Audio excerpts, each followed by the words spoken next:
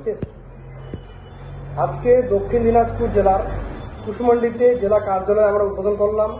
আসন্ন 2026 বিধানসভা নির্বাচনকে পাকিচ্য করে জেলার সংগঠনকে মজবুত করতে আজকে আমরা কুশমন্ডির শমশিয়া মোড়ে আমাদের জেলা সাধারণ সম্পাদক জনাব আকরাম মন্ডল সাহেব ছিলেন, জেলা সহসভাপতি আমাদের হাজার আলী সাহেব ছিলেন, গঙ্গারামপুর ব্লক সভাপতি আমাদের জুয়েল হোসেন ভাই সাহেব ছিলেন, এমনকি আমাদের গঙ্গারামপুর ব্লকের সহসভাপতি আমাদের নুর ইসলাম ভাই ছিলেন। পাশাপাশি আমাদের আরও অন্যান্য কর্মীগণ ছিলেন, আমাদের কুদ্দুস ভাইও ছিলেন। আমরা আগামী দিনে দক্ষিণ দিনাজপুর জেলার একাধিক জায়গায় আমরা লড়ছি। এমনকি আমরা আমাদের সুপ্রিমো ব্যারিস্টার আসাউদ্দিন ওয়াহিদ সাহেব, আমাদের রাজ্য সভাপতি ইমরান সোলাঙ্কি সাহেবকে যে বার্তা দিয়েছেন, সেই বার্তাকে আমরা বাস্তবায়ন করার জন্য আমরা 294 সিটে আমরা টার্গেট করেছি। আমরা বেশি থেকে বেশি আসনে লড়বো।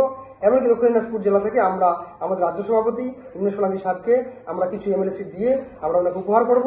এমনকি আমরা এটাই বার্তা নিয়ে আজকে আমাদের নতুন দিগন্ত শুরু হলো, কুশমন্ডিতে প্রবেশ করলাম। আগামী দিনে জেলার বিভিন্ন ব্লকে আমরা অফিস উদ্বোধন করবো। এটা ছিল আজকের আমাদের কর্মসূচি। আমার নাম উমেদ আলী খান, জেলা সভাপতি দক্ষিণ দিনাজপুর। এই ঘরটা না যেতে পারবি না।